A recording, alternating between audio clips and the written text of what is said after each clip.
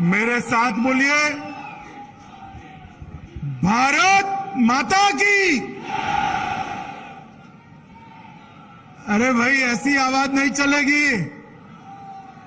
गहलोत सरकार को उखाड़ कर फेंक देना है। ऐसे संकल्प के साथ मेरे साथ दोनों हाथ उठाइए। अंत तक सभी लोग दोनों हाथ उठाइए।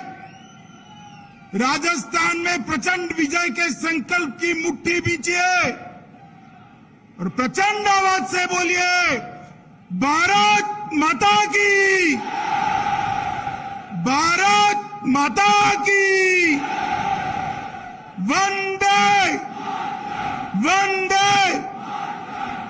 मंच पर उपस्थित प्रदेश अध्यक्ष पुनिया जी, हमारी पूर्व मुख्यमंत्री सांसद पीपी चौधरी जी, देवजी भाई पटेल जी, श्री सीपी जोशी जी, राजेंद्र गहलोत जी, डॉक्टर के लक्ष्मण जी और इन सब के नेतृत्व में बैठा हुआ राजस्थान भाजपा का पूरा नेतृत्वगण और आज इस थार मारवाड़ की भूमि पर हर गांव से इस धूम धकते सूरज के नीचे इतनी गर्मी में आए हुए मेरे प्यारे भाई और बहनों, आप सभी को मेरा प्यार भरा नमस्कार।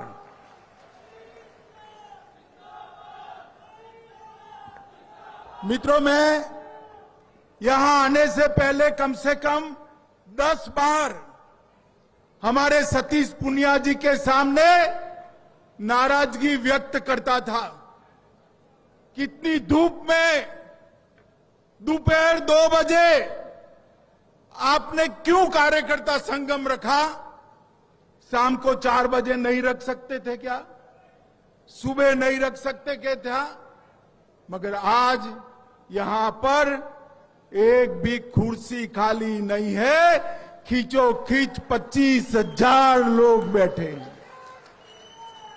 मैं मारवाड़ की वीर भूमि के ये सभी कार्यकर्ताओं का पार्टी, राजस्थान और देश के प्रति जो आपका प्यार है, उसको 2 हाथ जोड़कर मैं प्रणाम करना चाहता हूं।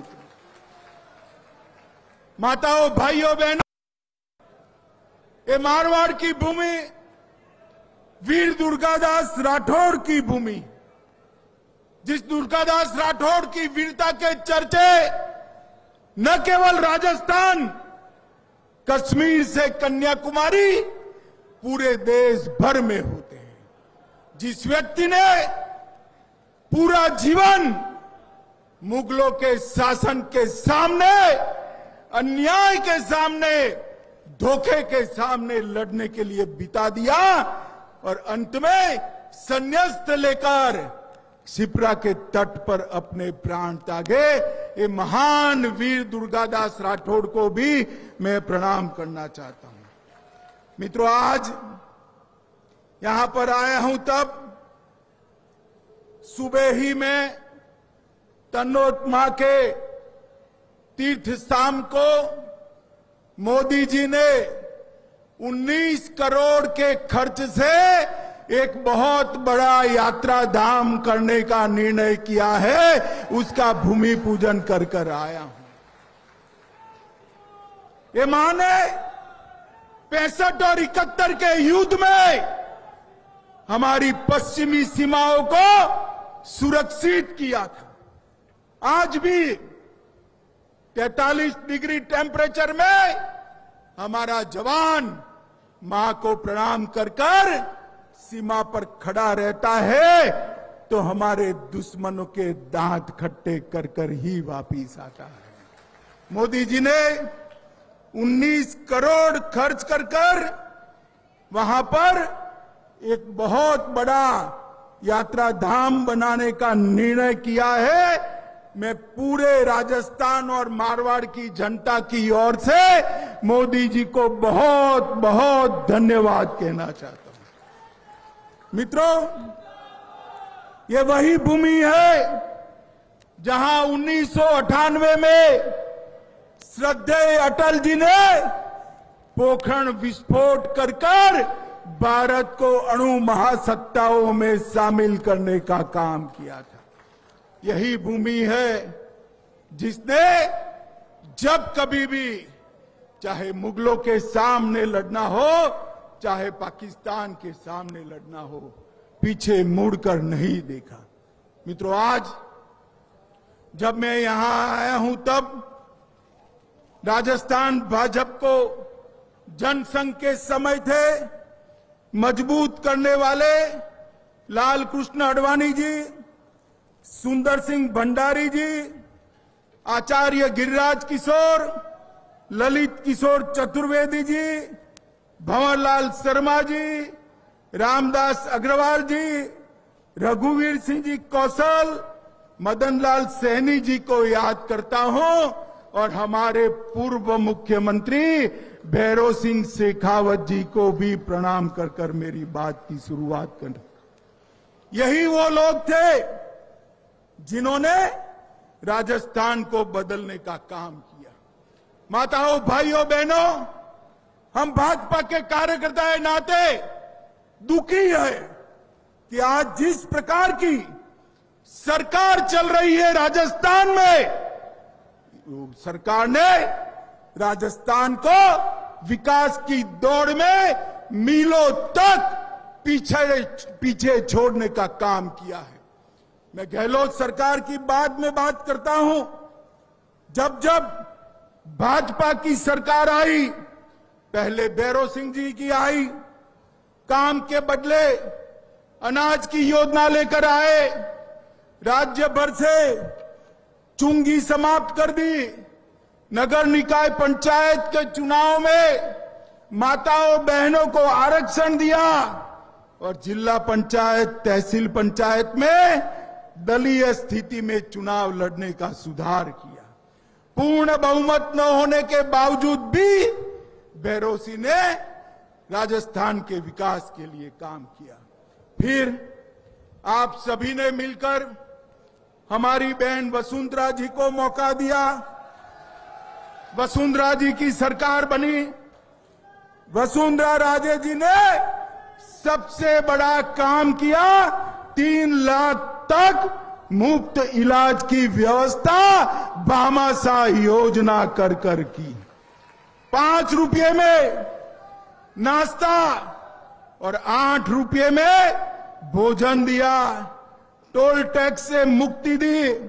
किसानों को 1000 रुपया बिजली बिल में सब्सिडी दी और जल स्वावलंबन अभियान भी शुरू किया। इसके साथ साथ गांव और शहरों में गौरव पथ योजना से विकास को पहुंचाने का काम किया। किसानों के 50,000 तक के ऋण को सिर्फ वादा नहीं, माफ करने का काम भी वसुंधरा जी ने किया। अनुसूचित जाति और जनजाति के भाइयों का 2 लाख तक का ऋण उन्होंने माफ करने का काम किया और ढेर सारे कामों से उन्होंने राजस्थान को विकास के रास्ते पर आगे बढ़ाया। मित्रों, आज मैं यहां आया हूं तब आप लोगों को कहने आया हूं, अभी देश में कांग्रेस की 2 सरकारें हैं। कितनी सरकारें हैं भाई? वो कैमरा महाशय ईश्वर कर दो कैमरे को। अभी देश में कांग्रेस की 2 सरकारें हैं। कितनी है? दोनों का चुनाव 23 में है। कब है? छत्तीसगढ़ और राजस्थान में अगर भाजपा सरकार होती है तो क्या बचेगा? जोर से बोलिए, क्या बचेगा? करने जैसा काम है या नहीं है? है या नहीं है? तो मुझे बताओ मारवाड़ के भाइयों बहनों कार्यकर्ताओं, 2023 में भगवा झंडा फहराओगे क्या? पक्का? मित्रों, सरकारें बनती है, सरकारें बनती है।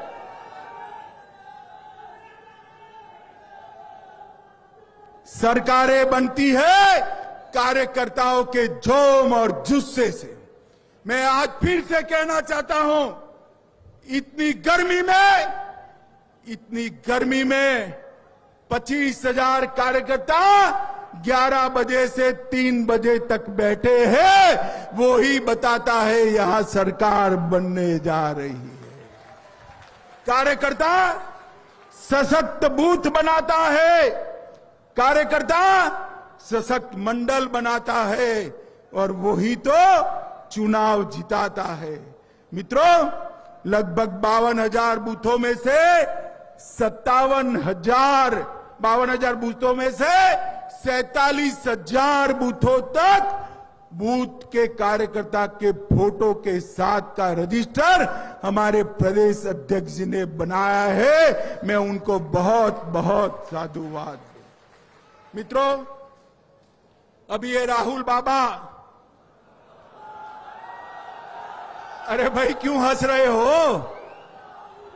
हंस क्यों रहे हो?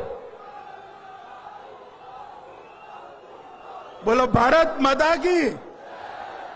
अभी ये वो राहुल बाबा भारत जोड़ो यात्रा लेकर निकले हैं।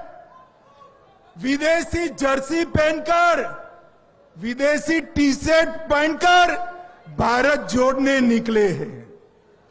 मित्रों, मैं उनको और कांग्रेसियों को उनका संसद का भाषण का एक वाक्य याद कराता हूं, भारत राष्ट्र है ही नहीं। अरे राहुल बाबा, किस किताब में पढ़े हो? किस किताब में पढ़े हो? ये तो वो राष्ट्र है जिसके लिए लाखों लोगों ने अपने सर कटवाकर भूमि को लाल करने का काम कर दिया। ये तो ये राष्ट्र है जहां हजारों बहनों ने जौहर कर अपने आप को स्वमान के लिए और देश के लिए जिंदा आग में झोंक दिया, अग्नि कुंड में झोंक दिया।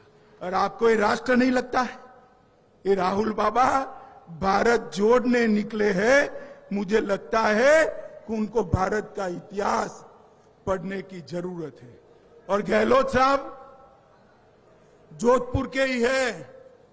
मैं उनके गांव में आकर बोलता हूं, गहलोत जी ध्यान से सुनिएगा, आपके वादे याद कराने आया हूं। 2018 में राहुल बाबा के साथ अंट संट वादे किए थे। 5 साल होने को आए, भारतीय जनता पार्टी आपका हिसाब मांगती है। क्या हुआ? 10 दिन के अंदर किसानों का ऋण माफ करने का क्या हुआ? मुझे बताओ भैया, किसानों का ऋण माफ हुआ है क्या? जोर से बोलो, हुआ है क्या? गहलोत से हिसाब मांगोगे? मित्रों, उन्होंने कहा था 3500 रुपया बेरोजगारी भत्ता देंगे। ये युवा खड़े हैं, किसी को मिलता है क्या? मिलता है भाई? हिसाब मांगोगे क्या? मित्रों, 20 लाख युवाओं को रोजगार देने का काम करेंगे। अरे गहलोत साहब, 10% का भी सूची तो दिखा दो जरा। अरे युवाओं बोलो जरा, मिली है रोजगारी? मिली है रोजगारी? आप नहीं दे सकते। मित्रों, वसुंधरा जी गई तब राजस्थान में बेरोजगारी की दर 5.4% थी। गहलोत सरकार ने बढ़ाकर 32% करने का काम गहलोत सरकार ने किया। मित्रों, मोदी जी ने अभी पेट्रोल पर टैक्स कम किया। भारत सरकार का टैक्स तो कम करा। भाजपा की जहां जहां सरकारें थी, सभी राज्य सरकारों ने वेट कम करने का काम करा, मगर गहलोत जी ने नहीं किया। आज देश में सबसे महंगा डीजल और पेट्रोल कहीं मिलता है तो राजस्थान के अंदर मिलता है। मारवाड़ वालों, हिसाब मांगोगे या नहीं मांगोगे? अरे जोर से बोलो, मांगोगे या नहीं मांगोगे? सबसे बड़ी महंगी बिजली देश में कहीं पर मिलती है तो ये मेरे राजस्थान के अंदर मिलती है। मित्रों, कौन जिम्मेदार है इसके लिए? जोर से बोलो, कौन जिम्मेदार है इसके लिए? अरे उखाड़ कर फेंक दो गहलोत सरकार को। हम आकर टैक्स भी कम करेंगे, बिजली के दाम भी कम करेंगे।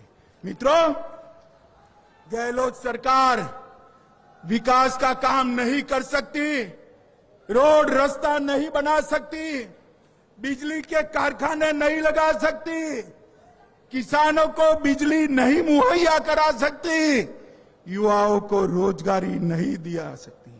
वो कर सकती है तो वोट बैंक की राजनीति कर सकती है, तुष्टीकरण की राजनीति कर सकती है। मुझे बताओ भैया, हमारे भाई कन्हैयालाल दर्जी मारा गया, निर्ममता के साथ मारा गया। ये सहन कर लेंगे क्या आप? कर लेंगे? करौली की हिंसा को सहन करेंगे? हिंदू त्योहार पर प्रतिबंध लगाना सहन करेंगे? रामनवमी की शोभा यात्रा न निकालना सहन करेंगे?